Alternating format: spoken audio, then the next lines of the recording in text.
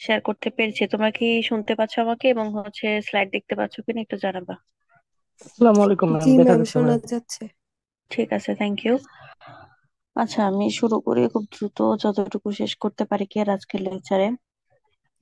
Last দিন আমরা CPM আর part এগুলো শেষ করেছিলাম, সাথে ক্যাপিটাল বাজেটিংও শুরু করেছিলাম, ডেফিনেশনটা পড়েছিলাম, এবং বলেছিলাম ক্যাপিটাল বাজেটিং আমরা মেনলি করি আমার কোনো একটা প্রজেক্টের ফাইন্যান্সিয়াল ফিজিবিলিটি চেক করার জন্য, যে ওই প্রজেক্টটা আমি যদি হাতে নেই তাহলে আমার কিরকম পরিমাণ প্রফিট আসতে পারে। সেটা একটা ক্যালকুলেশন করার বিষয়। বা আমি যে টাকাটা ইনভেস্ট করছি সেই টাকাটা আমার কত বছরের মধ্যে আমার হাতে আসবে, আর ওই ইনভেস্টমেন্ট মানিটা আমি কত সময়ের মধ্যে ফেরত পাবো, এটার একটা ক্যালকুলেশনের বিষয় থাকে। তারপরে যে অ্যামাউন্টটা আমি ইনভেস্ট করেছি, সেই অ্যামাউন্টটা আমি কি পরিমাণে আবার ফেরত পাবো। তো এই জিনিসগুলো আসলে সব ইকোনমিক্যাল ইস্যু বা ফাইন্যান্সিয়াল ইস্যু। তো এই কারণেই আমাদের এই ব্যাপারগুলো হিসাবে নিতে হয়, হ্যাঁ, যেন আমরা আমাদের প্রজেক্টটা ফিজিবল হবে কিনা ফাইনান্সিয়ালি সেটা এটার হিসাব করতে পারি। তো সেগুলো করার জন্য আমরা এখানে কিছু টার্ম তোমরা দেখতে পাচ্ছ, এগুলো কিছু ইউজ করি, আরো অনেকগুলো ইউজ করা হয়। বাট আপাতত প্রাইমারি নলেজের জন্য তোমরা এই কয়েকটা জানতে পারো। তোমার প্রথমে যেটা বলা হয়েছে সেটা তোমার পেব্যাক পিরিয়ড। সবাই একটু মাইক মিউট করে নিবা কাইন্ডলি। কারো যদি কোয়েশ্চেন করার প্রয়োজন হয় অনলি তখনই আনমিউট করবে, একটু মিউট করে ফেলো। ওকে। বলছিলাম যে আমরা কিছু টেকনিক্স ফলো করি ক্যালকুলেশনের ক্ষেত্রে, সেটা কি একটা ট্রেডিশনাল আর নন ডিসকাউন্টেড টেকনিক, আর একটা ডিসকাউন্টেড টেকনিক। এখানে ডিসকাউন্টেড নন ডিসকাউন্টেড এটার কথা বলা হয়েছে, মানে কিছু কিছু হিসাব নিকাশ আমাদের করতে হয়, যে কিছু পার্সেন্টেজ দিয়ে, পার্সেন্টেজ বলতে ধরো তোমার ট্যাক্স দিতে হয়, বা তোমার বর্তমান ভ্যালু, টাকার বর্তমান ভ্যালু হিসাব করতে গেলে ভবিষ্যতে কেমন হবে একটা পার্সেন্টেজ দিয়ে হিসাব করতে হয়। বা আমরা যখন ট্যাক্স দিই, ট্যাক্সের কথাটা বললেই বুঝবা। ধরো আমার বেতন থেকে 15% ট্যাক্স কাটবে, তো পার্সেন্টেজ একটা জিনিস কাটতেছে। এই জিনিসটা যখন আমরা ক্যালকুলেশনে নিব, সেই সবগুলো আমাদের মেনলি ডিসকাউন্টেড পড়ে যায়, বা হিসাব নিকাশে পড়ে যায়। আর নন ডিসকাউন্টেড এটার ওরকম ভাবে লাগে না। এই আমরা নর্মাল ভাবেই ক্যালকুলেশন করতে পারি। বা কোনো এটাতে কোনো এক্সট্রা টাকা পয়সা কাটাকাটি হয় না। আর ডিসকাউন্টেডে তোমার তোমার মেন মানি থেকে একটা পার্সেন্টেজে কোনো একটা অ্যামাউন্ট কেটে নেওয়া হবে, বা কম কম আসবে, অথবা বেশিও আসতে পারে প্রফিট যদি ক্যালকুলেশন করি, সেক্ষেত্রে এটা হতে পারে। তো এখানে আমরা কিছু টার্ম দেখতে পাচ্ছি, সেগুলো আমরা একটু ডিটেইলে ডেফিনেশন পড়ি। ওকে। প্রথমে পেব্যাক পিরিয়ড। পেব্যাক পিরিয়ডটা তুমি যখন কোনো একটা প্রজেক্টে ইনিশিয়াল কোনো ইনভেস্টমেন্ট করো, ওই ইনভেস্টমেন্টের টাকাটা তোমার তো ওই ব্যবসা খাটিয়ে বা ওই প্রজেক্ট রান করে ইনভেস্টমেন্টের মানিটা আমাদের তুলে আনতে হয়। ব্যবসা আমরা কিভাবে করি, আমি যদি 1 লাখ টাকা ইনভেস্ট করি, আমার টার্গেট থাকে যে 6 মাসের মধ্যে, বা 1 লাখ যেহেতু খুবই অল্প অ্যামাউন্ট, 1 মাসের মধ্যে,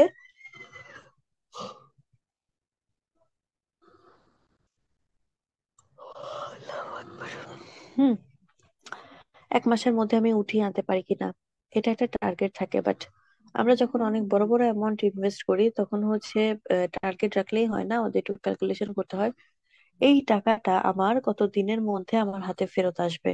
ওকে। কি বলেছি, পে ব্যাক পিরিয়ড, যেহেতু নামটাই বলছে আবার আমাকে ব্যাক করবে, এটা মনে রাখার সহজ টেকনিক টাকাটা আমার কাছে আবার ফেরত আসবে কত সময়ের মধ্যে। পিরিয়ড যেহেতু বলা হয়েছে, এটা একটা সময় বোঝাবে।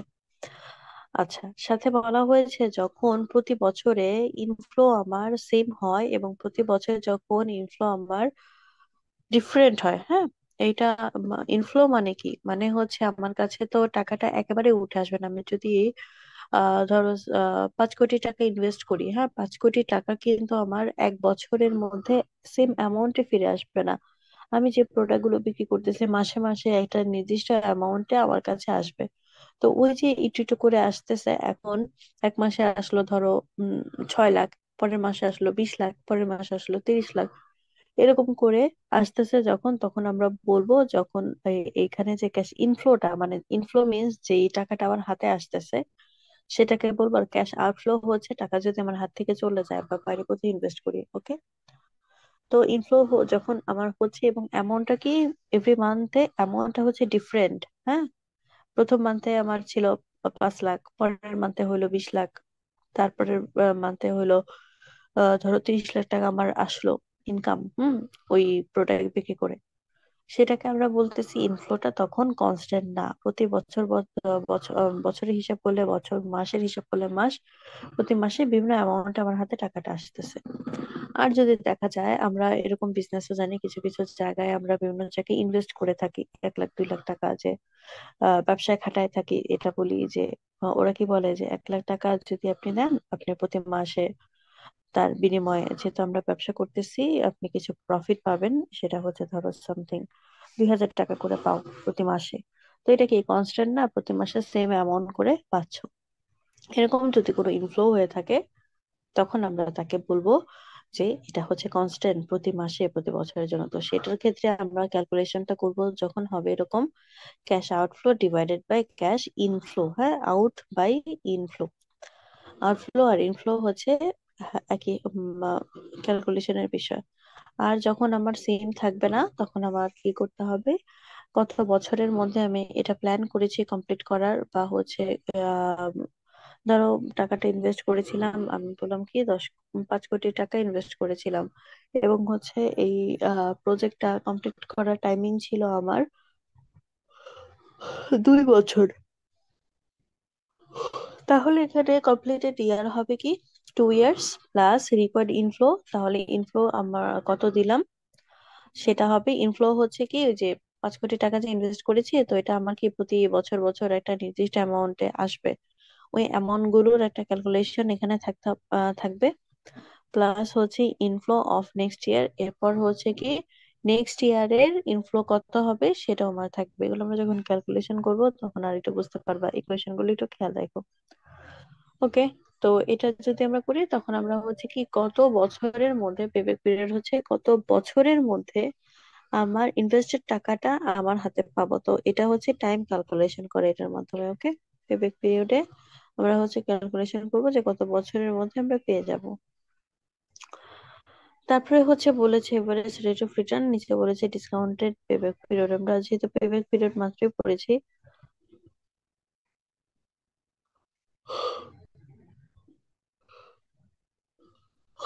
আল্লাহু আকবার। তো সেটার ক্ষেত্রে ডিসকাউন্টেডটা একটু দেখে নিই, এখানে কি বলা হয়েছে। বলেছে দ্য ক্যাশ ইনফ্লোস আর ডিসকাউন্টেড।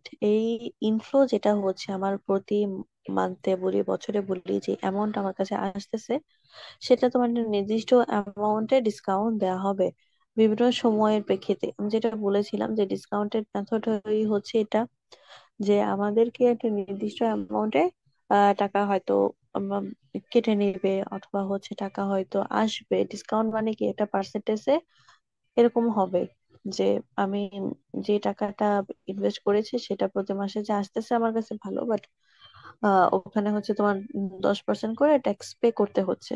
তো এটাকে আমরা ডিসকাউন্টেড বলবো, ওকে? এরকম যদি হয়,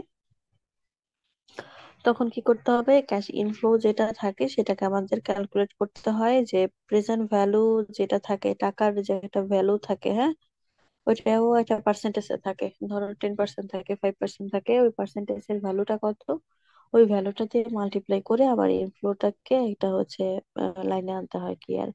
যে ডিসকাউন্ট যেহেতু বলতেছে কত পার্সেন্ট ডিসকাউন্ট, ধরলাম প্রেজেন্ট ভ্যালুটা হচ্ছে বর্তমানে, প্রেজেন্ট ভ্যালু আর ফিউচার ভ্যালু জিনিসটা বুঝি আমরা কি জিনিস, বা শুনেছো? আমি একটু বলি, প্রেজেন্ট ভ্যালু হচ্ছে আমরা যখন কোনো টাকা পয়সা ব্যবহার করি বর্তমানে এই বাজারে আজকের দিনে ওটার মূল্য কেমন, সেটাকে আমরা বলবো প্রেজেন্ট ভ্যালু। এবং এই টাকাটা 5 বছর পরে কোন মূল্যে যাবে, ওটাকে আমরা বলবো ফিউচার ভ্যালু। ভবিষ্যতে টাকার মূল্য কেমন হবে, ওটাকে বলবো ফিউচার ভ্যালু। তো তোমার কি মনে হয় আজকে আমি যে টাকাটা ইনভেস্ট করব, যেই আহ ধরো 5 কোটি টাকা ইনভেস্ট করলাম, তোমার কি মনে হয় 5 বছর পরে 5 কোটি টাকার ভ্যালু কি সেম থাকবে, বাড়বে বা কমবে না? অবশ্যই কমে যায়, বাড়ে না, দেখাই যাচ্ছে মানে আমাদের গত কয়েক বছরের অ্যানালাইসিস আমরা কি দেখতে পাই, টাকার ভ্যালু দিন দিন কমতেছে, তাই না? যে আমাদের এখানে ধরো আগে 100 টাকা দিয়ে তুমি ব্যাগ ভর্তি যে বাজার করতে পারতা, এখন 1000 টাকা দিয়েও বাজার করতে পারো না। তো কি হচ্ছে, জিনিসটা চেঞ্জ হচ্ছে।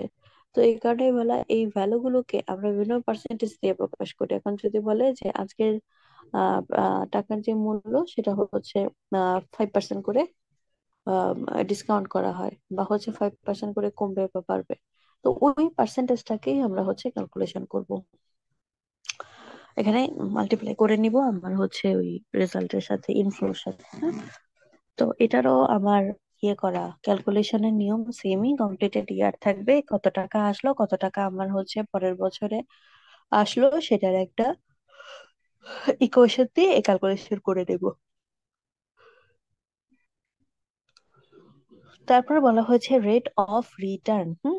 রেট অফ রিটার্ন এই নামটাতেই তোমরা মানে খেয়াল করে খেয়াল করলে বুঝতে পারবা যে যে কোন হারে আমার কাছে একটা জিনিস ফিরে আসে। রেট অফ রিটার্ন বলেছে কোন হারে আমার কাছে যে কোনো একটা প্রোডাক্ট হতে পারে, বা আমরা এখানে যেহেতু টাকা পয়সা নিয়ে ক্যালকুলেশন করতেছি, ফাইন্যান্সিয়াল জিনিস আমরা হচ্ছে হিসাব নিকাশ করতেছি, তো সেই ক্ষেত্রে বলা হয় যে আমার কাছে যেই টাকাটা আমি যে ইনভেস্ট করেছি সেই টাকাটা কত পার্সেন্টেজে আমার কাছে ফিরে আসবে। হুম এটা, তো এই ক্ষেত্রে করা হয় কি, profit after tax and depreciation is considered. মানে হচ্ছে কি, আমার ট্যাক্স পে করার পরে আমরা হচ্ছে যখন কোনো টাকা ইনভেস্টমেন্ট করি, করলে কি হয়, লাভ লস অনেক কিছুই হয়, ধরলাম লাভই হইলো, লাভ হইলে ওই লাভ দিয়েই কিন্তু আমরা কি করি, লাভ হয় কি কি হিসাব করে, আমার ধরো যত বেতন টেতন আছে, ঘর ভাড়া, তারপরে ওয়ার্কারদের বেতন, বা হচ্ছে জিনিসপত্র কেনাকাটা করলাম, যাই করলাম না কেন, সেগুলো সব কিন্তু এটার মধ্যে পড়তেছে। এগুলো সব বিল টিল দিয়ে আমার হাতে এক্সট্রা যেটা থাকবে সেটাই হইতেছে আমার কি, ব্যবসার প্রফিট।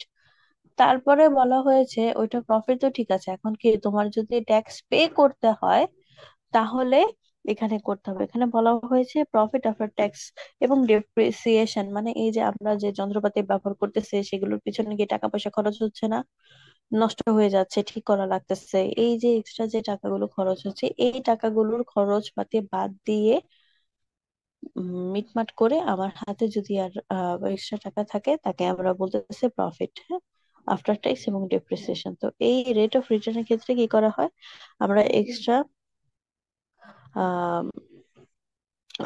যেগুলো যেগুলো পে করি ওগুলো আমরা হচ্ছে ডিডাকশন করে বা কেটে কুটে তারপরে হচ্ছে মেন প্রফিটটা যদি রাখি তাকে আমরা বলতেছি রেট অফ রিটার্ন। হ্যাঁ, তো রেট অফ রিটার্ন কে আমরা হচ্ছে আহ দুইটার উপর ক্যালকুলেশন করে, একটা হচ্ছে আমি এভারেজে কতটুকু ইনভেস্টমেন্ট করলাম, আমার ইনভেস্টমেন্ট কতটুকু ছিল সেটা, আর আমার ইনিশিয়াল ইনভেস্টমেন্ট কেমন ছিল সেটার উপরে, এবং এটার ইকুয়েশনটাও দেওয়া আছে।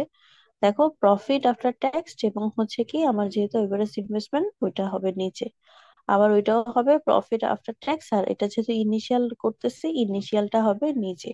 এভারেজ প্রফিট আফটার ট্যাক্স এটা আবার ক্যালকুলেশনের বিষয়, প্রফিটটা কত হবে ট্যাক্স দেওয়ার পরে, এভারেজে কত হবে সেটাও আমরা এখানে ক্যালকুলেশন করব। ওকে, তারপরে হচ্ছে নেট প্রেজেন্ট ভ্যালু।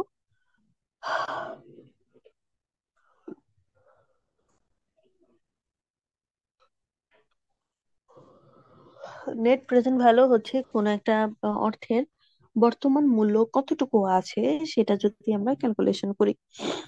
সেটা কিভাবে করি, ওই যে একটু আগে বললাম না, আমরা প্রেজেন্ট ভ্যালু, বর্তমানে টাকার মূল্য কত সেইটা দিয়ে করব, যে কতটুকু টাকা আমার কাছে আসলো আজকের দিনে, বা হচ্ছে এই মাসে কতটুকু টাকা আমার কাছে আসলো এবং কত টাকা আমার থেকে চলে গেল, সেটা যদি একটা উম, আমরা সিম্পল একটা অ্যানালাইসিস করি, তখনই আমার নেট যে ভ্যালুটা, প্রেজেন্ট ভ্যালুটা, সেটা নেট একটা অ্যামাউন্ট বের হয়ে যাবে।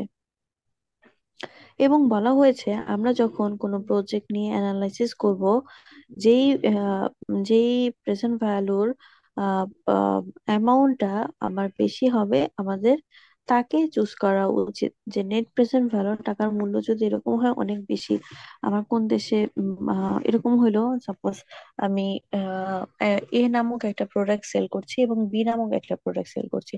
দেখা যাচ্ছে এ নামক প্রোডাক্ট যদি আমি সেল করি, আমার হচ্ছে অনেক পরিমাণে টাকা পয়সা থাকতেছে, ভালো হচ্ছে, বা হচ্ছে এটার মূল্যটা ভালো দামে ধরে আমি সেল করতে পারতেছি। তো দেখা যাচ্ছে এইসব ক্ষেত্রে আমার কি করতে হবে, যেটার ভালো দাম থাকবে বা প্রেজেন্ট ভ্যালুটা বর্তমান বাজারে বেশি থাকবে, অবশ্যই তোমার সেটা সিলেক্ট করতে হবে। যে এ নামক বাজারে চাহিদা অনেক এবং হচ্ছে মানুষ এটা কিনতেছে, সো আমরা এ নামক যে প্রোডাক্ট আছে সেটা নিয়ে কাজ করব। তো এটাই বলা যায় নেট প্রেজেন্ট ভ্যালু। আমরা যখন ক্যালকুলেশন করব অথবা হচ্ছে অ্যানালাইসিস করব, আমরা এইভাবে করব যে নেট প্রেজেন্ট ভ্যালু, যেই প্রজেক্টের নেট প্রেজেন্ট ভ্যালু হায়ার হবে সেই প্রজেক্টকে আমরা সিলেক্ট করবো। দুইটা প্রজেক্ট যদি পাশাপাশি থাকে, তোমার ক্যালকুলেশন করতে হয় না যে কোনটা নেওয়া উচিত হবে হবে না। তো এখানেও সেম, আমরা হচ্ছে ক্যালকুলেশন করবো যে আমার কোনটা নেওয়া উচিত হবে, কোনটা হবে না, যদি আমার হাতে দুইটা প্রজেক্ট থাকে। তারপরে বলা হয়েছে profitability index. Profitability index, profit, এটা হচ্ছে প্রফিটটা মেজার করে যে আসলে আমার এই প্রজেক্টে প্রফিট হবে কিনা, যে আমি এই প্রজেক্টটা করতে পারবো কিনা, আমার জন্য ভালো হবে কিনা, এই জিনিসগুলো আসলে ক্যালকুলেট করে। এবং বলা হয়েছে প্রফিটেবিলিটি ইন্ডেক্স এর ভ্যালু যদি আমার একের চেয়ে বেশি হয়, এটা অবশ্যই আমার জন্য প্রফিটেবল হবে। মানে এই বিজনেস আমি যদি রান করি বা হচ্ছে এই গতিতে চালাচ্ছিলাম, সেই গতিতে আমরা যদি চালাই তাহলে আমরা কি করতে পারবো, আমাদের প্রফিটটা অর্জন করতে পারবো। তো এই জন্যই এই সিম্পল একটা ইকুয়েশন, কঠিন কিছু না, জাস্ট হচ্ছে এই সিম্পল ইকুয়েশনটা দিয়ে যে আমার কতটুকু আসলো, টাকা আসলো, কতটুকু টাকা আমি ঢেলেছিলাম, এই দুইটা যদি একটা ক্যালকুলেশন করি, তাহলে আবার প্রফিটেবিলিটি ইন্ডেক্স বের হয়ে যাবে। ওকে। তারপর বলা হয়েছে এটার ভ্যালু যদি আমার একের চেয়ে বেশি হয়, অবশ্যই আমরা তাকে একসেপ্ট করব, এবং একের চেয়ে কম হলে আমরা তাকে রিজেক্ট করব। তো আমরা এখানে ফিজিবিলিটি টেস্ট করার জন্য যে ইকুয়েশন গুলো করেছি, সেগুলোর একটা অ্যাপ্লিকেশন থাকবে এখানে। সেটা হচ্ছে কি, দুইটা প্রজেক্ট আমরা ধরলাম, কোন একটা কোম্পানি সে দুইটা প্রজেক্ট হাতে নিয়েছে। এখন আসলে দুইটা প্রজেক্টকে পাশাপাশি রেখে ওর কাজ হচ্ছে ক্যালকুলেশন করা, যে এই যে আমরা যে টেকনিক্স গুলো ফলো করেছি, এই টেকনিক গুলোতে যদি যাই কোনটা আমার জন্য ভালো হবে। আমরা এখানে দেখতে পাচ্ছি একটা টেবিল দেওয়া আছে। এ নামক একটা প্রজেক্ট আছে, বি নামক একটা প্রজেক্ট আছে, এবং এখানে বলা হয়েছে প্রজেক্টটা 4 বছরের মধ্যে শেষ করবে। ওকে। তো এবং এই প্রজেক্ট এ আর বি তে যে টাকা পয়সা আসতেছে, টাকা পয়সা আসলে এখানে টাকা পয়সা আসতেছে, এখনো যাইতেছে না, বলছে in or out, in or out. তাহলে হচ্ছে কি, আমাদের ইন হচ্ছে এখানে আমরা কি করতেছি, দেখতেছি যে প্রতি বছর আমাদের একটা নির্দিষ্ট পরিমাণ টাকা আসতেছে। সেটার একটা টেবিল এখানে দেওয়া, সাথে কিছু জিনিস দেওয়া আছে, যেমন হচ্ছে অ্যাকিউমুলেটেড, যেটা হচ্ছে কি আমার যেই টাকাটা আসতেছে সেটা যদি আমি পরের বছরের টাকার সাথে অ্যাড করি, ওই বছরের জন্য কতটুকু হবে সেটা এখানে অ্যাড করা আছে।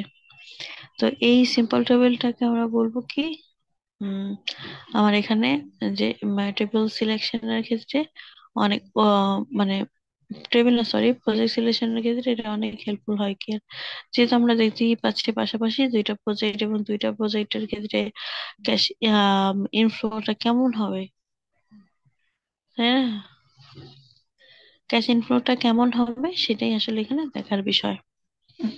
তো এখানে আরো কিছু ইনফরমেশন দিয়েছে দেখি, যে এখানে ডেপ্রিসিয়েশন একটা চার্জ বলেছে যে 20,000 পার annum। মানে হচ্ছে কি, খরচপাতি কিসের, চেয়ার টেবিল বা যে কোনো জিনিসই হলো, তোমার ক্লাসরুমে কোনো জিনিস নষ্ট হয়ে গেল, হ্যাঁ,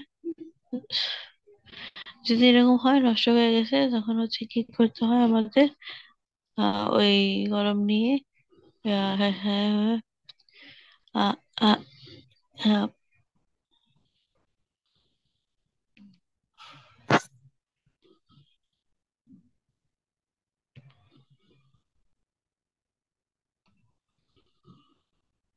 আচ্ছা, বলতেছিলাম ডেপ্রিসিয়েশনের কথা, যে আমরা যে প্রোডাক্টটা ইউজ করতেছি সেই প্রোডাক্টটা ইউজ করতে গেলে কোনো খরচপাতি লাগে। যেমন হচ্ছে আমরা যদি বলি টেবিল চেয়ার কলম, এগুলো ব্যবহার করতেছি, এগুলো ব্যবহার করতে গেলে এগুলো রিপেয়ারেন্স এর যে খরচটা লাগে সেটাকে আমরা ধরলাম ডেপ্রিসিয়েশন। বা হচ্ছে একটা রুমে যে এসি চলতেছে, এসি নষ্ট হয়ে গেলে বা হচ্ছে এসি সার্ভিসিং করতে গেলে আমার হচ্ছে এটা খরচ হয়। সেগুলোকে বলছি। তো সেটা ধরলাম প্রতি বছর আমাদের হচ্ছে 20,000 করে লাগে। তারপরে কিছু রেসিডুয়াল ভ্যালু থাকে প্রত্যেকটা প্রজেক্টের জন্যই, সেটা হচ্ছে 20,000 অ্যামাউন্ট। রেসিডুয়াল ভ্যালু হচ্ছে ধরো কোনো একটা প্রোডাক্ট তুমি অনেকদিন ইউজ করলা, ইউজ করার পরও তার একটা মূল্য থাকলো, নির্দিষ্ট কোনো একটা মূল্য থাকলো ওরকম। যেমন আমরা যদি বলি যে একটা গাড়ি আমি ব্যবহার করেছি 2 বছর, এখন এটা আমি যদি রেখে দেই তারপরেও কিন্তু এটার মূল্য আছে, কারণ কি এটা আমি সেল করলে ওই সময়ও একটা নির্দিষ্ট অ্যামাউন্ট পাবো। তো ওরকম হিসাবে বলেছে যে দুইটা প্রজেক্টেরই রেসিডুয়াল যে ভ্যালুটা সেটা হচ্ছে ধরেছে 20,000। তারপরে তোমাকে ইন্টারেস্ট পে করতে হবে 10% করে, আর এখানে কোনো ট্যাক্স ইম্পোজ করা হয় নাই। তো আপাতত ট্যাক্স নেই। তো এটা হচ্ছে সিম্পল একটা টেবিল, এবং হচ্ছে এখানে আমরা যদি দেখি ফর দ্য ইয়ার প্রথমে 1 লক্ষ করে কি করা হয়েছে, ইনভেস্ট করা হয়েছিল। তো প্রথম বছরে ইনভেস্টমেন্ট আমরা কত করেছি, 1 লক্ষ, মানে এটা আমি কিন্তু ব্যবসাতে দিয়ে দিয়েছি। তো এই কারণে এখানে ব্র্যাকেট দেওয়া মানে মাইনাস বলি, হ্যাঁ, ব্র্যাকেট দেওয়া মানে এটা মাইনাস। পরের বছরে কি হইলো,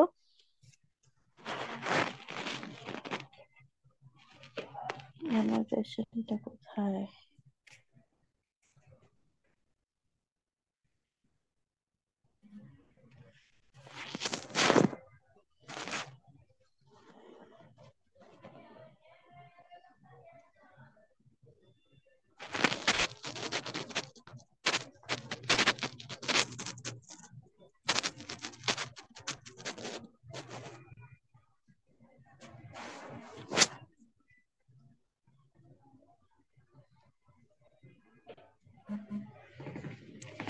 আচ্ছা, যেটাই হোক, এই যে আমরা প্রথমে ধরলাম 1 লক্ষ টাকা আমরা হচ্ছে ইনভেস্ট করলাম। তো প্রথম বছরের জন্য ওই টাকাটা আমার হাতে এখন আর নাই, ওটা ইনভেস্টমেন্টে চলে গেছে, তাই এটা মাইনাস। পরের বছর কি হইলো, আমি যে টাকা ইনভেস্ট করেছিলাম সেখান থেকে আমার 45,000 টাকা উঠে আসলো, টাকা যদি আমরা বলি আহ, সেটা উঠে আসলো। তাহলে হচ্ছে কি, আমার হচ্ছে মেইন যে টাকাটা ছিল সেখান থেকে আর তাহলে কত বাকি রইলো উঠে আসার, 55,000, তাই এটা এখনো 55,000 ব্র্যাকেটে আছে। পরের বছরে কি হলো, সেকেন্ড ইয়ারে আমার 40,000 টাকা আরো উঠে আসলো আহ ব্যবসা থেকে। তো ওখানে তাহলে কি করবো, আমরা 55 থেকে 40 মাইনাস করবো, মাইনাস করলে থাকলো হচ্ছে 15, মানে আমার এটা এখনো বাকি আছে 15,000, এখনো বাকি আছে 1 লাখ কমপ্লিট হইতে। পরের বছর দেখলাম আমার হচ্ছে 35,000 উঠে আসছে, তো 35 থেকে 15 যেহেতু এটা মাইনাস, সেটা মাইনাস করে দেখি এখন 20,000 টাকা আছে।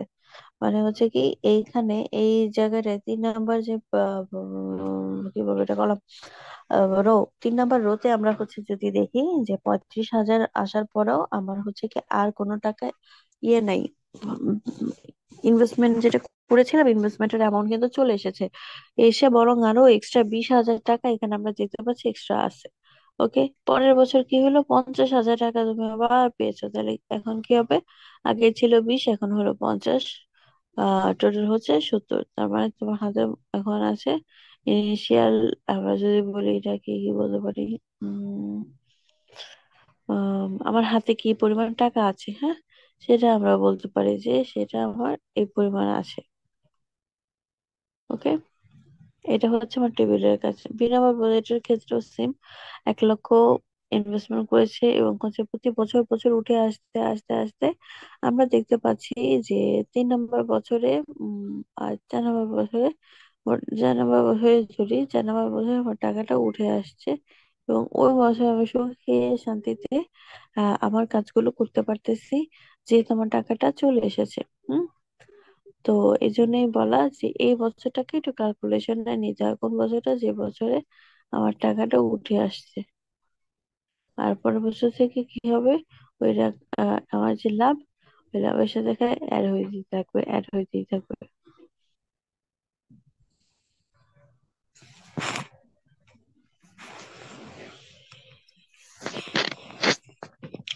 তো টেবিল তো আমরা দেখি, মানে এখন ক্যালকুলেশন করতে হবে আমাদের পেব্যাক পিরিয়ড এ, প্রজেক্ট এর জন্য কত হবে, বি এর জন্য কত হবে। ইকুয়েশন আমরা দেখেছিলাম যে আমরা আম, একটা জিনিস কমপ্লিট যদি করতে চাই কত বছর লাগতে পারে, সেটার একটা ইয়ে দিব কি আর, কি দিব বলতো, ক্যালকুলেশন দিব। তো এখানে দেখি আমরা বলেছি কমপ্লিটেড ইয়ার কত বছরের মধ্যে মোটামুটি কমপ্লিট হবে সেটা আমরা বের করব। তার আগে হচ্ছে বের করতে হবে কমপ্লিটেড ইয়ার হচ্ছে আমি যে টাকাটা ইনভেস্ট করেছিলাম সেই টাকাটা আমার কোন বছরে উঠে এসেছে, সেই টাকাটা কোন বছরে আমার হাতে উঠে এসেছে সেই বছরটাকে ক্যালকুলেশন করবো। তোমরা যেহেতু এখানে দেখতেই পাচ্ছ আমাদের টাকাটা উঠে এসেছে কোন বছরে বলতো, 2 নাম্বার, এখানে 2 নাম্বার যে কলমটা দেখতে পাচ্ছি সেখানে উঠে এসেছে। প্রজেক্ট এ এর জন্য সেম, প্রজেক্ট বি বি এর জন্য সেম, দুইটি মাইনাস মাইনাস আছে, মানে এরপরে যে টাকাটা আসবে এই টাকাটা হচ্ছে প্রফিট। তো ওই লাস্ট যে বছরটা ছিল সেই বছরটাকে ধরতে হয়, হ্যাঁ। তো সেই হিসেবে এখানে 2 ধরা। তারপরে বলেছে 15/35, এটা কি ক্যাশ ইনফ্লো কতটুকু ছিল, আর হচ্ছে পরের বছরের আউটফ্লো ইনফ্লো কত ছিল। তো 15, আমরা যেহেতু ওই যে 2 নাম্বার ইয়ার ধরলাম, তো ওই ইয়ারের জন্য আমার ক্যাশ যেটা ছিল হাতে, মানে ওইটা কত, 15,000। পরের বছর কত উঠে আসলো আমার হচ্ছে, ঠিক নেক্সট ইয়ারে আসলো 35,000। তো এখানে উপরে 15 হবে, নিচে হবে 35, প্লাস হচ্ছে আমার ওই বছরটা যে কত বছর আমার হচ্ছে লাগলো, আমার ওই ইনিশিয়াল যে ইনভেস্টমেন্ট আমরা করেছিলাম সেই ইনভেস্টমেন্টের ইনিশিয়াল অ্যামাউন্ট যদি আমরা বলি, বা যে অ্যামাউন্ট আমি ইনভেস্ট করেছি সেই অ্যামাউন্টটা উঠে আসছে।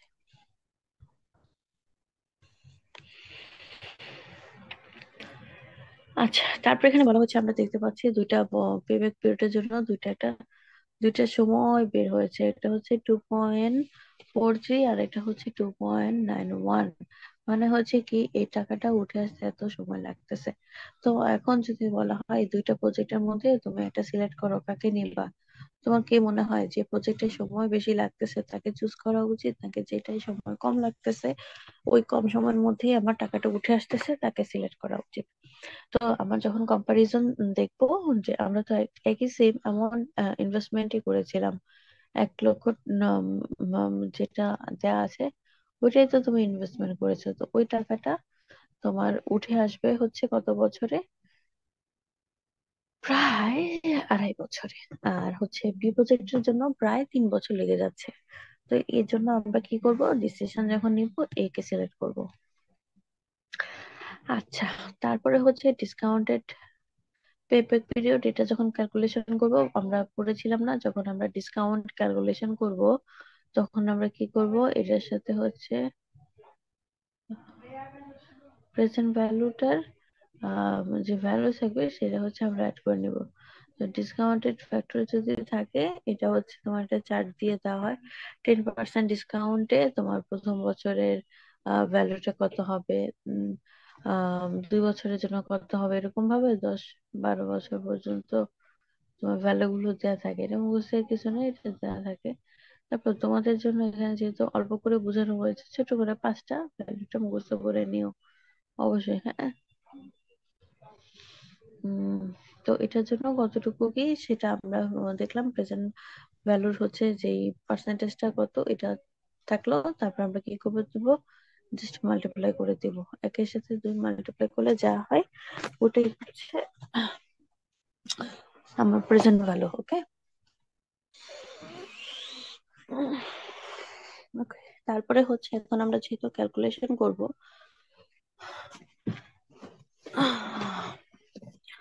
আচ্ছা ক্যালকুলেশন করতে গেলে তো দেখি আরেকটা টেবিল আছে।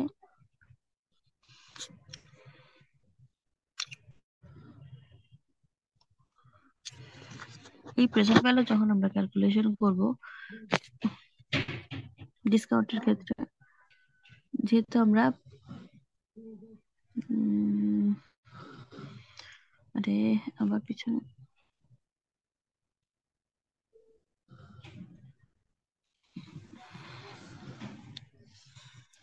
আমরা যদি দেখি যে এখানে বলা হয়েছে আহ প্রেজেন্ট ভ্যালু বলতে বোঝায় যে আমরা আমাদের যে ইনভেস্টমেন্টটা ছিল সেই ইনভেস্টমেন্টটা রিকভারি করতে কতটুকু সময় লাগাইলাম, বা হচ্ছে কোন সময় আমার টাকাটা উঠে আসলো।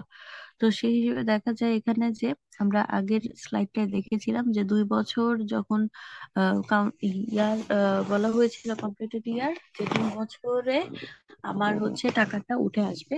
বাট ডিসকাউন্টের ক্ষেত্রে কি হয়, তার পরের বছরটা ধরবো। এই যে এখানে দেখি, এই যে এখানে 15 ছিল, 15 জন্য আমরা 2 ধরেছিলাম। হ্যাঁ, তো এখানে আমরা কি করব, যে আমার অ্যাকচুয়াল ডিসকাউন্ট যেহেতু এখানে সম্পূর্ণ টাকাটা উঠে আসছে কোন বছরে, সম্পূর্ণ উঠে এসে এবং এক্সট্রা রইলো কোন বছরে, আমার হচ্ছে 3 বছরে। তাই ওখানে কমপ্লিটেড ইয়ার 3 ধরবো, এবং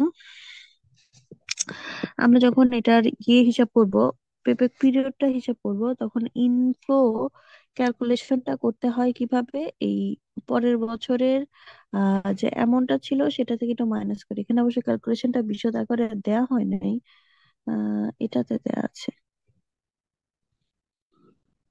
এই যে দেখো, এখানে আমার কি করতে হয়, প্রেজেন্ট ভ্যালুটা সম্পূর্ণ সুন্দর করে, এই যে আমরা যদি 4 নাম্বার কলামটা দেখি, সুন্দর করে মাল্টিপ্লাই করে একটা রেজাল্ট দেওয়া আছে। হ্যাঁ, এবং হচ্ছে এটা নেট প্রেজেন্ট ভ্যালুটাও ক্যালকুলেশন করা আছে, এনপিভি যেটা দেখতে পাইতেছি। তো আমরা উপরে যখন ক্যাশ ইনফ্লোটা দিব, তখন কি করব, আমার নেট প্রেজেন্ট ভ্যালু যেটা থাকবে সেটা থেকে আমার পরের বছরের, এই যে যেহেতু 3 নাম্বার বছর ধরলাম, 3 বছরের পরের বছর হচ্ছে 4 বছর, সেটা হচ্ছে আমার কেমন ইয়ে ছিল, ইনফ্লোর অ্যামাউন্টটা কত ছিল সেটা আমরা মাইনাস করে দিব। মাইনাস করে দিলে যেটা থাকে সেটা উপরে লিখবো, দিয়ে ডিভাইডেড বাই আমরা হচ্ছে কি করব, পরের বছরের যে ইনফ্লোটা সেটা আমরা ডিভাইড করে দিব। তাহলে আমার বেড়ে যাবে প্রজেক্টের ডিসকাউন্টেড যে পেব্যাক পিরিয়ড সেটা। দেখো এখানে 230 কিভাবে আসলো, আমরা এই যে নেট প্রেজেন্ট ভ্যালু যে ক্যালকুলেশন করেছি অনেকগুলো, এই সবগুলোকে সামেশন করবা, করে সেটা মাইনাস করবা হচ্ছে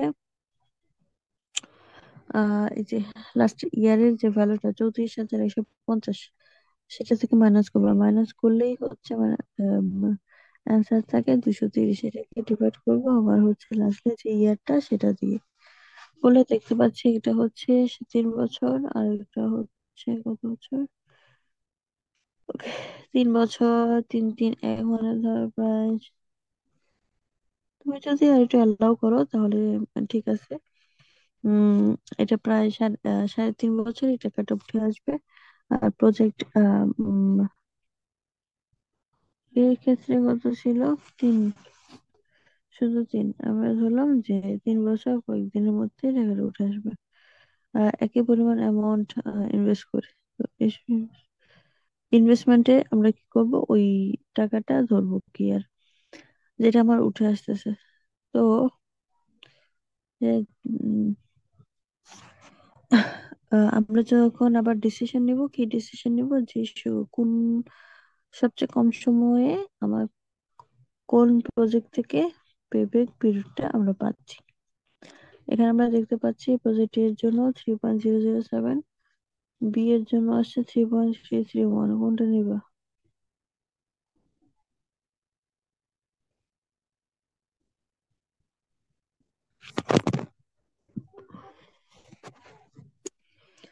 কোনো রিপ্লাই দেয় না, কোনটা নিবা? একটা ছিল 3.007, এটা হচ্ছে three in- point three three one তা আমার হচ্ছে কথা ছিল কি, যেটাই আমার সময় কম লাগবে আমরা তাকে সিলেক্ট করব। তো সেই ক্ষেত্রেও এখানেও আমরা একে সিলেক্ট করব। সেম আমরা যখন আবার রেট অফ রিটার্ন ক্যালকুলেশন করব, এখানেও একই কথা, যে আমার কোন রেটে আমার টাকাটা আমার কাছে আবার আসতেছে। হ্যাঁ, তো এটার ক্ষেত্রে আমরা যখন হিসাব করেছিলাম, এটার ইকুয়েশন দেখেছিলাম, ইকুয়েশনটা কি ছিল, যে উপরে ছিল আমরা কি করব, ইনিশিয়াল ইনভেস্টমেন্ট নিব, আর হচ্ছে হলো প্লাস রেসিডুয়াল ভ্যালুটা নিব, এটাকে আমরা ভাগ করব আমার সময়টা দিয়ে। তো সেই ক্ষেত্রে আমরা কি করেছি, আমার এখানে অনেকগুলো, এই আমরা যদি মেইন এটা দেখি, হুম, এভারেজ ইনভেস্টমেন্ট যদি আমরা করতে চাই, এভারেজ ইনভেস্টমেন্টের ইকুয়েশন হচ্ছে initial investment plus residual value. Residual value আমার দেয়াই ছিল ইকুয়েশনে 20,000 টাকা, বাট ইনিশিয়াল ইনভেস্টমেন্টটা আমার কিন্তু ক্যালকুলেশনের একটা বিষয় আছে, বা হচ্ছে আমরা জানি ইনিশিয়াল ইনভেস্টমেন্ট, এটা তো আমাদের জানাই আছে, ইনিশিয়াল ইনভেস্টমেন্ট ছিল 1 লক্ষ টাকা। সেখান থেকে আমাদের বের হলো 60,000। হ্যাঁ, এটা হচ্ছে এভারেজ ইনভেস্টমেন্ট ক্যালকুলেশন করলাম।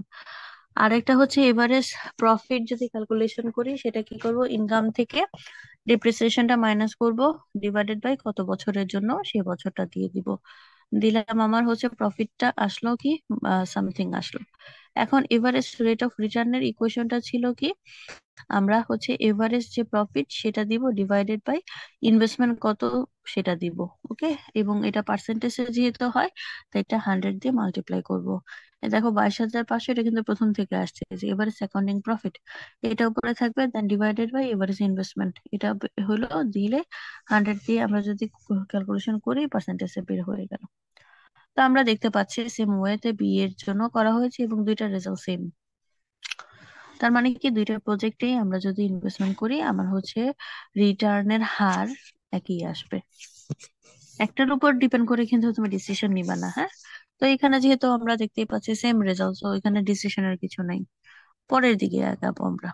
এখানে আবার একটু সুন্দর করে আরো নিয়ম কানুন বলা আছে, কোনটার সময় কত, কি রকম ভাবে আমরা ডিসিশন নিব। যার রেট অফ রিটার্ন বেশি হবে, মানে টাকা আমার বেশি হারে আমার কাছে আসবে, আমরা তাকে সিলেক্ট করব হায়ার হলে এ আর আর, যদি বেশি হয় তখন দুটো প্রজেক্টের ক্ষেত্রে আমরা যারটা বেশি হবে তাকে নিব। যেহেতু এখানে আমরা দেখতে পাচ্ছি আমাদের প্রজেক্টের ক্ষেত্রে দুইটার অ্যান্সার সেম, তো এখানে তো আসলে আর কোনো ডিসিশন আসে না, আমাদের অন্য আরো কিছু বিষয়ের উপরে জোরদার করতে হবে কি আর। এরপরে হচ্ছে net present value. Net present value হচ্ছে বর্তমানে আমাদের টাকার মূল্য কেমন সেইটা।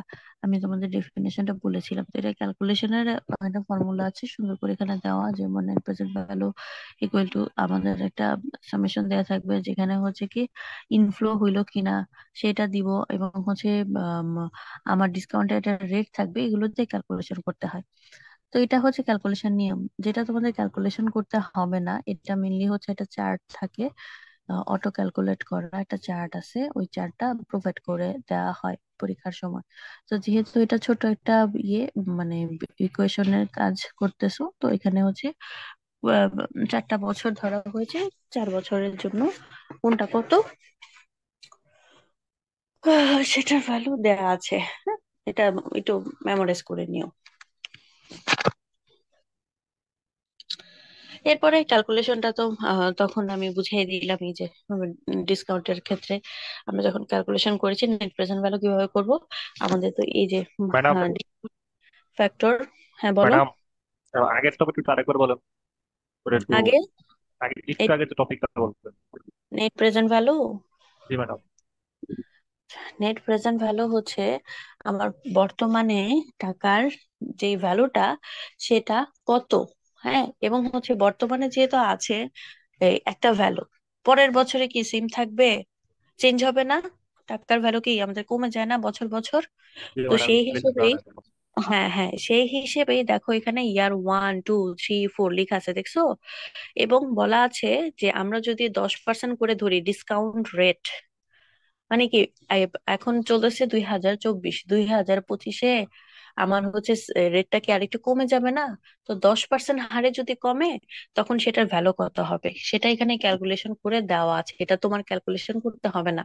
এটার একটা বিশাল বড়, যারা এই যে ফাইন্যান্সিয়াল ম্যানেজমেন্ট বা ফাইন্যান্স নিয়ে পড়ে, এইগুলো net present value, future value, তারপরে হচ্ছে আরো কি কি জানি ছিল, এখন আপাতত খেয়াল নাই।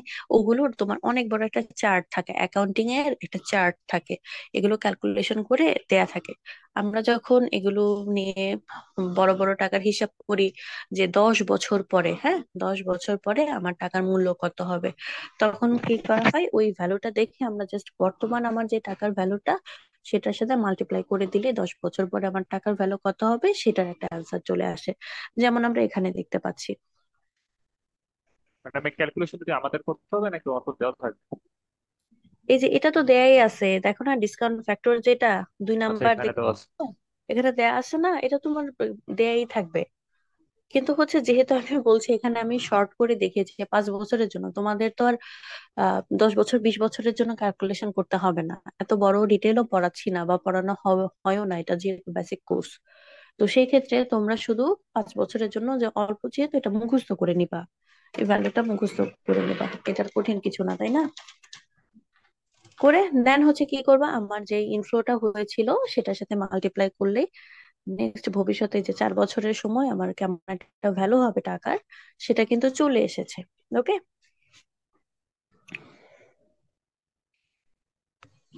তো আমরা দেখতে পাচ্ছি এখানে যে প্রেজেন্ট ভ্যালু যেটা দেওয়া আছে 4 নাম্বার ইয়েতে, কলামে, 3 = 1 × 2, মানে হচ্ছে 1 নাম্বার আর 2 নাম্বার যদি মাল্টিপ্লাই করো এটা হইলো।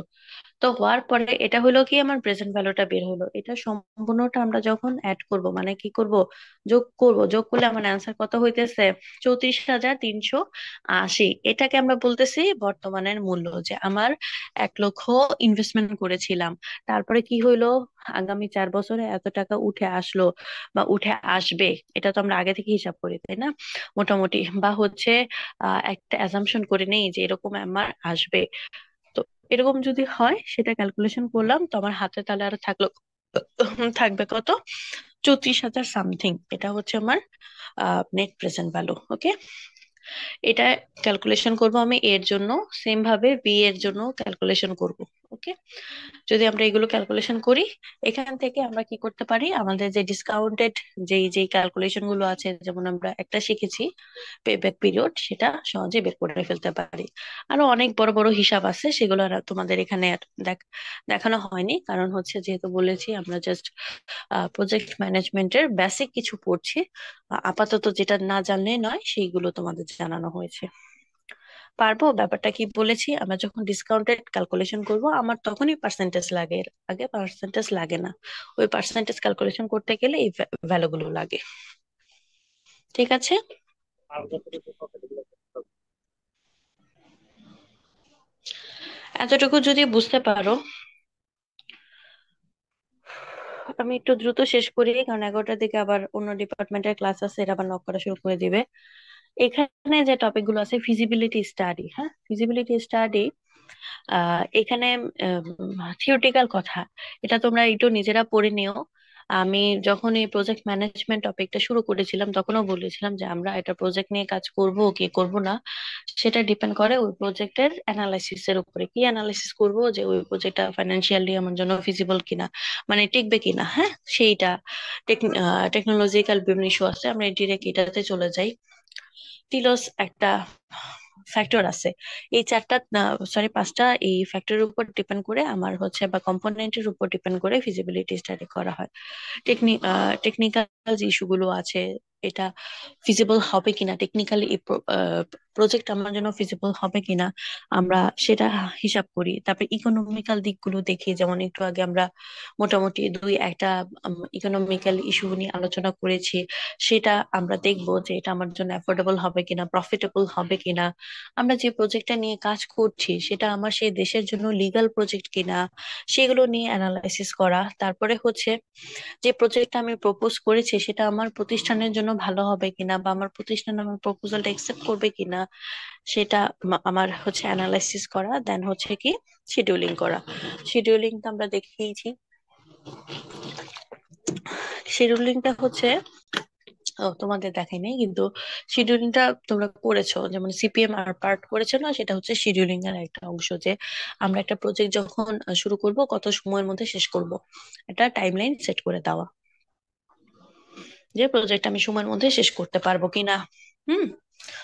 তো এটারই হচ্ছে ডিটেল তোমরা হচ্ছে এখানে দেখে নিও, এটা আগাইলাম না। আরো কিছু আছে, মার্কেটের ফিজিবিলিটি টেস্ট করা, যে মার্কেটে এই প্রজেক্টটা চলবে কিনা, রিসোর্স গুলো দেখা, যে আমার এক্সিস্টিং যে রিসোর্স গুলো আছে সেগুলো দিয়ে আমি আমার প্রজেক্টটা রান করতে পারবো কিনা। কালচারাল কিছু ইস্যু আছে, মানে হচ্ছে যেই প্রজেক্টটা বা যে প্রপোজালটা আসছে সেটা আমার বাংলাদেশের কালচারের সাথে যায় কিনা সেটা দেখা। ফিনান্সিয়াল ইস্যু গুলো বলেছি। সোয়াট অ্যানালাইসিস করা, এই প্রজেক্টের স্ট্রেংথ কি, উইকনেস কি, আমার ভবিষ্যতে কি কি অপরচুনিটি আছে, বা হচ্ছে এটা রান করতে গেলে কি কি থ্রেট আমরা পেতে পারি, সেই জিনিসগুলো খুবই সিম্পল। ওকে।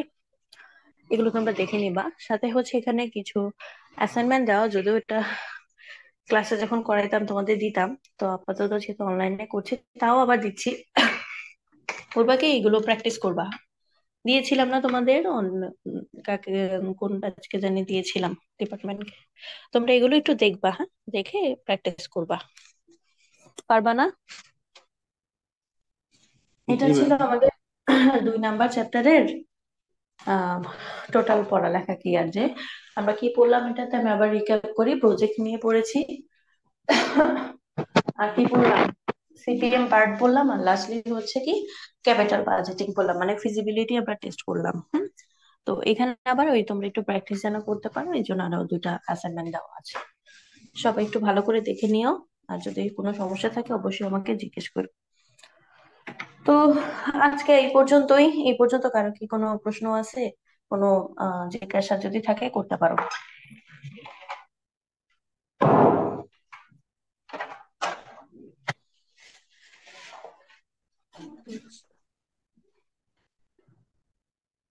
যদি না থাকে আমি তাহলে শেষ করে দিই। ম্যাম। Ma'am, madam. বলো। আগামীকালকে আমাদের একটু সিটি আছে চ্যাপ্টার 1, ওটা কি আমরা সব পড়বো নাকি? চ্যাপ্টার তো অনেক বড় তো। জি ম্যাম, এটা একটু বলেন, একটু কাইন্ডলি। ম্যাম, সিটি তো সবগুলো ডিপার্টমেন্টের আগামীকালকে, একসাথে অর্ডারলি নেওয়া যায় কিনা? শোনো শোনো, আগামীকালকে এবং পরবর্তীতে তোমরা যেহেতু 5 ডিপার্টমেন্ট একসাথে আছো, যাদেরই সিটি পরীক্ষা থাকুক, 1 নম্বর চ্যাপ্টার একটু বড়, তো ওইটা থেকে কি পড়বা সেটাই তো জানতে চাইতেছো। তো সিটি পরীক্ষার জন্য তোমার এত ডিটেল কিছু পড়ার দরকার নাই।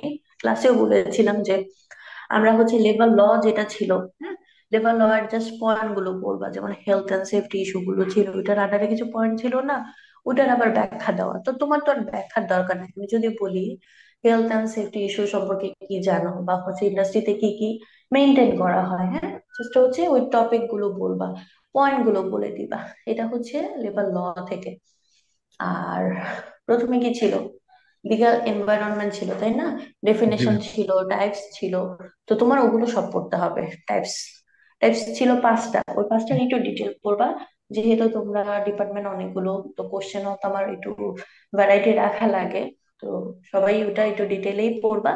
সেট ওয়াইজ আমি সেট করেছি কোশ্চেনে, সেট হিসেবে আসবে, এক একজনের এক একটা আসতে পারে। তো আম, 5টা তোমরা একটু ডিটেলেই পড়বা, যেমন টেকনোলজিক্যাল ছিল, ইকোনমিক্যাল ছিল, আরো কি কি জানা ছিল, সোশ্যাল ছিল, ডেমোগ্রাফিক ছিল, না 5টা টাইপ জি না ম্যাম, লিগ্যাল পলিটিক্যাল ছিল, political, domestic, social, political, economic. হ্যাঁ। তো এগুলো তোমরা একটু ডিটেইলে পড়বা। আসতে পারে এরকম যে লিগ্যাল এনভায়রনমেন্ট কাকে বলে, ক্লাসিফিকেশন কি, যে কোনো একটা ডিটেল দাও, বা হচ্ছে আমি নামও বলে দিতে পারি, সেটার একটু কি জানো সে সম্পর্কে, তুমি জাস্ট তোমার ওপিনিয়ন বলবা। এটা তো মুখস্থের কিছু নাই, আমি তো ক্লাসেই বলেছি, ম্যাম, তাই না? 10 মিনিটের জন্য কতগুলো কোশ্চেন থাকতে পারে? 5টা 5টা কোশ্চেন থাকবে, সবগুলোর মার্কস হচ্ছে 2 করে। তো 2 এর জন্য তোমার হচ্ছে এত ডিটেল পড়তে হবে না, বললামই তো। জাস্ট এইটাই একটু ডিটেল পড়বা, হ্যাঁ, এই টাইপসটা। আরেকটা ডিটেল পড়বা হচ্ছে যে কন্ট্রাক্ট ল, অ্যাক্ট। টাইপস ছিল না, ভ্যালিডিটির উপরে, ফরমেশন পারফরমেন্স এর উপরে। এগুলো তো সিটির প্রশ্ন, এটা তো কমন প্রশ্ন, এটা তো বুঝোই তোমরা। তো সেটা পড়বা, এটা খুব ইম্পর্টেন্ট। এবং হচ্ছে ক্লাসে আরো বলেছিলাম যে এই কি ছিল জানি, কন্ট্রাক্ট, তারপরে কনসিডারেশন, এগ্রিমেন্ট, এগুলো যদি তুমি ভ্যালিড করতে চাও বা হচ্ছে লফুল করতে চাও, কি কি নিয়ম মেনে চলা উচিত, বা কোন টপিক গুলো হলে, কোন কন্ডিশনস গুলো থাকলে আমরা এটাকে লফুল বলি, এটা তোমার জানতে হবে। এটা সিটির জন্য ইম্পর্টেন্ট। এগুলোই তো বলবা। আর বাদ দেওয়ার মতো যদি বাদ দিতে চাও, ইয়ে ছিল না, ইন্ডাস্ট্রি টাইপস ছিল, র ম্যাটেরিয়াল জি উপরে, ম্যাম। ওটা প্রয়োজন নাই। জাস্ট পড়বা সাইজের উপরে, স্মল সাইজ আর বিগ সাইজ, এটা তো পারবাই। এটা পড়বা। আর হচ্ছে ওনারশিপের উপর ডিপেন্ড করে, পার্টনারশিপ ছিল, তারপরে হচ্ছে কি কি জানি ছিল, এখন খেয়াল নাই। ওগুলো পড়বা, এই প্রাইভেট 2টা। পাবলিক। হ্যাঁ। আর হচ্ছে ইনসেপটিভ টাইপের একটা কথা ছিল, যে ইনসেনটিভ, জি ম্যাম। Investment investment incentives. যদি তুমি এত করো, এত পার্সেন্ট তোমার ট্যাক্স মাফ হবে, বা এরকম।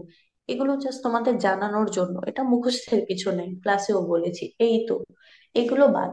এছাড়া বাকি যা আছে সব একটু ওভারলুক করে দেবা, আর তো কিছু কিছু না, একটু দেখে যাবা ম্যাম কয়েকদিন। ইন্ডাস্ট্রিয়াল ডাইভার্সিফিকেশন যেটা বলছেন এটাও তাহলে আমরা বাদ দিয়ে পড়বো না না, সিটির জন্য। এটা পড়তে হবে, এটা ইম্পর্টেন্ট। ইন্ডাস্ট্রিয়াল ডাইভার্সিফিকেশন ডেফিনেশনটা পড়বা অন্তত, আর কিছু বল। ডেফিনেশন ডাইভার্সিফিকেশন বলতে কি বুঝো? বুঝতে পারছি ম্যাম। ঠিক আছে। ম্যাম সাজেশন থেকে আরেকবার রিক্যাপ করা যাবে? আচ্ছা, প্রথম থেকে আবার বলি, লিগ্যাল এনভায়রনমেন্ট ডেফিনেশন পড়বা, ক্যারেক্টারিস্টিক পড়বা এবং টাইপস পড়বা। এইগুলো সবগুলোই পড়তে হবে। টাইপস এর ডিটেল পড়তে হবে, ডিটেল থাকতে পারে। তারপরে হচ্ছে কন্ট্রাক্ট কাকে বলে, এবং হচ্ছে কন্ট্রাক্ট টাইপস গুলো ছিল ভ্যালিডিটির উপর, পারফরমেন্স এর উপর, আর জানি ফরমেশনের উপর, তিনটা ছিল। এই তিনটারও আরো ডিটেল পড়তে হবে, মানে ডেফিনেশন গুলো পড়তে হবে, এগুলো সিটির প্রশ্ন। সাথে হচ্ছে এই যে কনসিডারেশন, তারপরে হচ্ছে পার্টি এগ্রিমেন্ট গুলো, ওরা যদি লফুলি করতে চায় ওদের কি কি কন্ডিশন মানতে হয়, এগুলো বলেছি না, ক্লাসে আলোচনা করেছিলাম না, ওগুলো পড়বা। এগুলো ইম্পর্টেন্ট সিটির প্রশ্নের জন্য।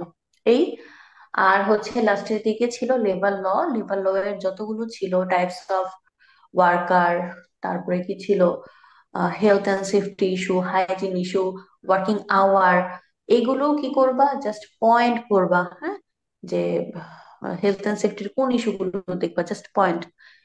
যে ক্লিনলিনেস থাকতে হবে, লাইটনেস থাকতে হবে, ডাস্ট অ্যান্ড ফিউম এগুলো যেন না থাকে, এরকম টাইপের কথাবার্তা গুলো, জাস্ট পয়েন্ট গুলো পড়বা, ভিতরের ডিটেল দরকার নাই আপাতত, ফাইনালের জন্য দিতে হবে। এই আর লাস্টে ছিল না কিছু ডেফিনেশন ছিল না, ওই যে গো স্লো, তারপরে শাটডাউন টাইপের, এগুলো আপাতত দরকার নাই, ওই ডেফিনেশন গুলো বাদ, লাস্টে দুইটা স্লাইড। ওকে।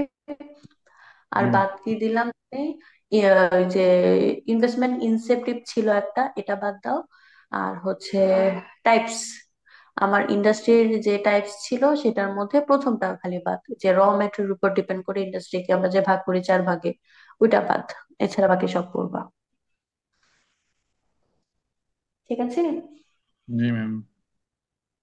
এটা সব ডিপার্টমেন্টের জন্যই সমান সাজেশন দিয়া। ম্যাম, তো সিটি তো জাস্ট লেকচার ওয়ান এর উপরে না, মানে আরো কয়েকটা স্লাইড দেওয়া ছিল ওই যে ল এর বেস করে, ওগুলো কি না, পড়তে ওগুলো হবে? পড়তে হবে না, আমি তো তোমাদের ক্লাসে বলেছি ওগুলো তোমরা ডিটেইল পড়তে গেলে ওগুলো ফাইনালের জন্য লাগবে, কারণ ফাইনালে তো একটু ব্রড করে লিখতে হয়, তখন তোমরা সাপোর্ট নিবা ওইখান থেকে। হ্যাঁ, আর স্লাইডে যেগুলো, এটা তো শর্ট করে দেওয়া, আপাতত স্লাইড সিটির জন্য। আর ওকে ফাইনালের ম্যাম। জন্য সাপোর্টিং হিসেবে তোমার রেফারেন্স বই যদি বলো, ওই হিসেবে তোমার ওইটা দেওয়া। ঠিক আছে। Yes ma'am. ওকে, তাহলে তোমাদের আর কোনো জিজ্ঞাসা আছে? না ম্যাম। ঠিক আছে, তাহলে আজকের মতো এখানে শেষ করে দিচ্ছি। আগামীকাল যেহেতু সবাই আসো, একটু বলে দে যাদের সিটি পরীক্ষা হবে, সবাইকে আবার বলতেছি যে তোমরা সময় মতোই ক্লাসে চলে যেও, এবং হচ্ছে 6টা সুন্দর করে কলাম করবা, এবং হচ্ছে আইডি ওয়াইজ বসবা সবাই। হ্যাঁ, 6টা কলাম হবে, আইডি ওয়াইজ বসবা, এটা হচ্ছে মেন ইনস্ট্রাকশন। এবং হচ্ছে সিআররা সবাই আগে থেকেই মানে চেয়ার টেবিল যেটাই থাকুক না কেন, তোমাদের সিট অ্যারেঞ্জমেন্টটা করে ফেলবা। ওকে। এবং আইডি ওয়াইজ বসবা, আর খাতা যখন তুলবা, খাতা তো আর একা তোলা যাবে না, সিয়াররা একটু হেল্প করতে হবে কি আর। তো যখন তোলা হবে তখন অবশ্যই যেন রোল ওয়াইজ তোলা হয়। হ্যাঁ, সেটা একটু খেয়াল রাখবা, আমি আগে থেকে বলে দিতেছি কি আর। ওকে, এটাই হচ্ছে ইনস্ট্রাকশন আপাতত। ঠিক আছে, তাহলে থাকো, সবাই ভালো থাকো।